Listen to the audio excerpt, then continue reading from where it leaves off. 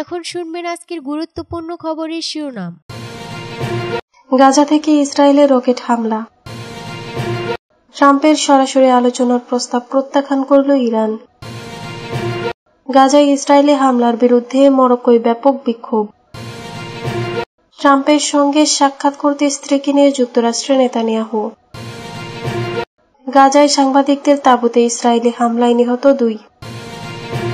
যুক্তরাষ্ট্রের 50 অঙ্গরাজ্যে ট্রাম্প বিরোধী বিক্ষোভ।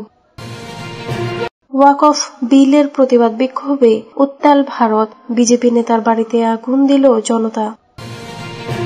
গাজা থেকে ইসরায়েলের রকেট হামলা। ইসরায়েলি সামরিক বাহিনীর দাবি, গাজা উপত্যকা থেকে দক্ষিণ ইসরায়েলের আশদোদ এলাকায় হামাস 10টি রকেট ছুড়েছে।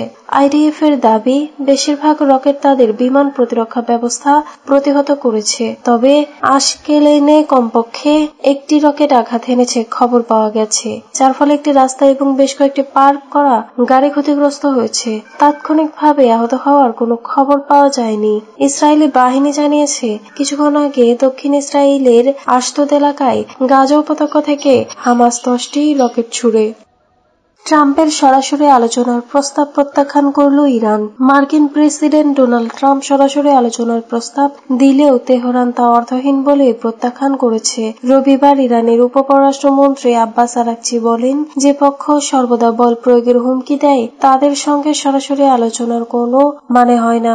গত মাসে ট্রাম্প ইরানের পারমাণবিক কর্মসূচি নিয়ে সরাসরি আলোচনা চান, তবে তিনি সাফ জানিয়ে দেন, কূটনীতি ব্যর্থ হলে ইরানকে বোমা মারার কথাও ভাববেন। এই মন্তব্যের পরই উত্তেজনা বাড়ে। আরাকচি জানান, ইরান কূটনীতিতে বিশ্বাসী এবং পরোক্ষভাবে আলোচনা করতে প্রস্তুত। তিনি স্পষ্ট করেন, আমরা কূটনীতিতে যেমন আন্তরিক, জাতীয় স্বার্থ রক্ষায়ও তেমন কঠোর। ইরানের প্রেসিডেন্ট মাসুদ পেজেশকিয়ান বলেন, সমমর্যাদায় আলোচনা করতে প্রস্তুত ইরান, তবে হুমকি দিয়ে যদি আলোচনা চান তাহলে সেটা আসলে আলোচনা নয়। এদিকে ইরানের বিপ্লবী গার্ড বাহিনীর প্রধান হোসেন সালামি বলেছেন, ইরান আগে যুদ্ধ শুরু করবে না, কিন্তু যে কোনো যুদ্ধের জন্য প্রস্তুত। 2015 সালে স্বাক্ষরিত পরমাণু চুক্তি থেকে 2018 সালে যুক্তরাষ্ট্র একতরফাভাবে সরে যায়। এরপর থেকে ইরান তাদের পারমাণবিক কার্যক্রম বাড়িয়ে দিয়েছে। গাজায় ইসরায়েলি হামলার বিরুদ্ধে মরক্কোয় ব্যাপক বিক্ষোভ। ফিলিস্তিনের গাজা উপত্যকায় ইসরায়েলের চলমান হামলার বিরুদ্ধে মরক্কোয় ব্যাপক বিক্ষোভ হয়েছে। গতকাল রোববার হাজারো বিক্ষোভকারী মরক্কোর রাস্তায় নেমে বিক্ষোভ দেখান। গাজার ইসরায়েলি যুদ্ধের প্রতি যুক্তরাষ্ট্রের সমর্থনের বিরুদ্ধেও বিক্ষোভকারীরা ক্ষোভ প্রকাশ করেন। বিগত কয়েক মাসের মধ্যে মরক্কোয় সবচেয়ে বড় বিক্ষোভগুলোর একটি হয় গতকাল। এদিন দেশটির রাজধানী রাবাতের বিভিন্ন এলাকায় বিক্ষোভকারীদের ঢল নামে। বিক্ষোভকারীরা ইসরায়েলি পতাকা পদদলিত করেন। গত মাসে ইসরায়েলের তীব্র বিমান ও স্থল হামলার মধ্য দিয়ে গাজায় যুদ্ধবিরতি ভেঙে যায়। এরপর থেকে ইসরায়েলি হামলায় 1000-এরও বেশি ফিলিস্তিনি নিহত হয়েছেন।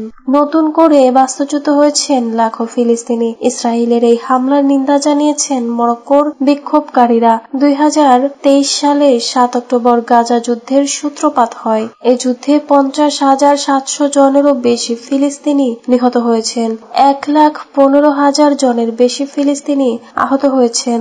মধ্যপ্রাচ্যের উত্তর আফ্রিকা জুড়ে একই রকম বিক্ষোভ হয়েছে। এসব বিক্ষোভ থেকে ফিলিস্তিনিদের প্রতি সংহতি ও ইসরায়েলের প্রতি নিন্দা জানানো হয়েছে।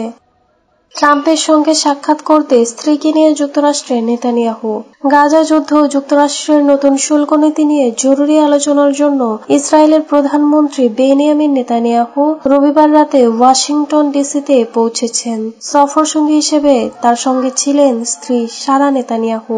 টাইমস অব ইসরায়েল জানিয়েছে, আগামী 2 দিন তিনি মার্কিন প্রেসিডেন্ট ডোনাল্ড ট্রাম্প এবং উচ্চ পর্যায়ের মার্কিন কর্মকর্তাদের সঙ্গে একাধিক বৈঠকে অংশ নেবেন।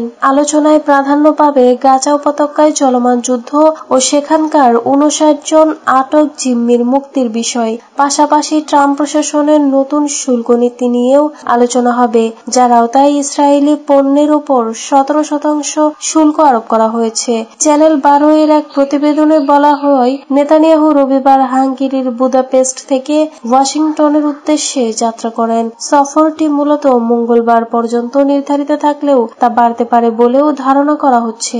ওয়াশিংটনে পৌঁছে নেতানিয়াহু একটি গাড়ি বহরের মাধ্যমে সরাসরি ব্লেয়ার হাউসে যান, যেখানে তার মার্কিন বাণিজ্য মন্ত্রী হাওয়ার্ড লুটনিকের সঙ্গে বৈঠক অনুষ্ঠিত হবার কথা রয়েছে।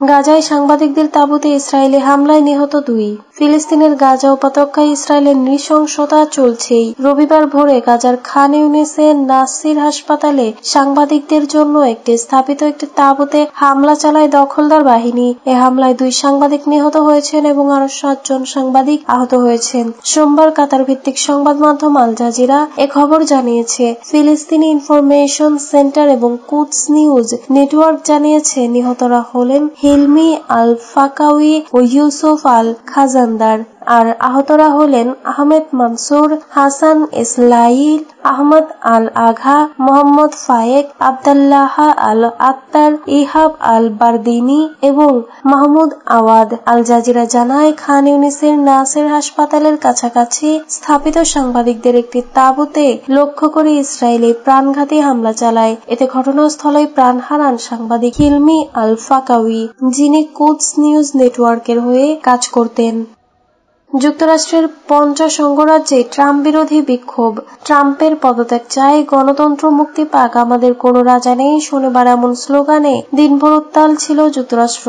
দেশটির প্রেসিডেন্ট ডোনাল্ড ট্রাম্প ও তার উপদেষ্টা ধনকুবের ইলন মাস্কের বিরুদ্ধে দেশটির 50 অঙ্গরাজ্যের সবকটিতে বিক্ষোভ করেছেন লাখ লাখ মানুষ। ইউরোপের কয়েকটি দেশেও রাজপথে নেমেছেন বিক্ষোভকারীরা। ট্রাম্পের নীতির বিরুদ্ধে অবস্থান নিয়ে বিক্ষোভকারীরা বলেছেন, মার্কিন প্রেসিডেন্ট জনগণের অধিকার ও স্বাধীনতা হরণ করেছে।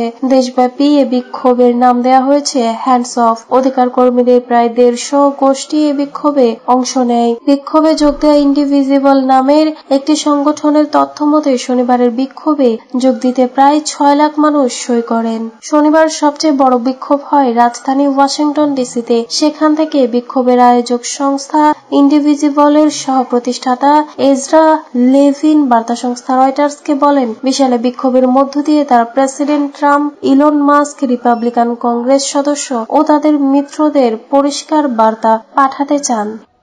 বিক্ষোভে উত্তাল ভারত। বিজেপি নেতার বাড়িতে আগুন দিল জনতা। ভারতে বিতর্কিত ওয়াকফ সংশোধনী বিল ঘিরে বিক্ষোভে উত্তাল রাজপথ। এর প্রতিবাদে রাস্তায় নেমেছেন মুসলিম সম্প্রদায়ের হাজারো মানুষ। ধর্মীয় সম্পত্তির উপর হস্তক্ষেপের অভিযোগ তুলে পুড়িয়েছেন কুশপুত্তলিকা। এর ধারাবাহিকতায় মণিপুরে এক বিজেপি নেতার বাড়িতে আগুন দিয়েছে জনতা।